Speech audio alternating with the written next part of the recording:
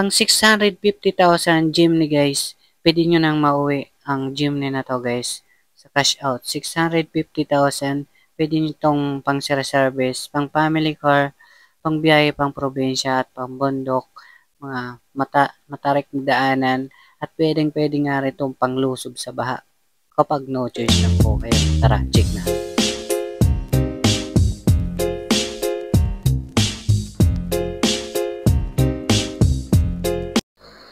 Okay guys, yan para sa mga naghahanap dyan ng Jimny guys.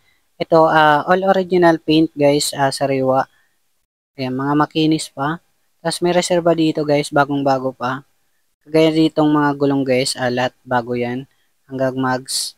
So, all power line po siya guys. Lahat gumagana, wala siyang basag. Dito guys, bali 5 seaters lang po siya. Ayan, natutupi yan, pwede yung kargahan dyan. Okay, pang family car, ayan, pang long drive, pwede to. Ang pang burobondokin at mga pang probinsya guys, ay pwede ito. Yan, pinaka the best rin pong jeep nito. Okay, so swak na rin to sa budget nyo guys. Para sa mga cash buyer guys is nasa 1.140 million po ito guys. Pero negotiable pa naman po ito guys. Bali 5 seaters na rin po ito guys, okay?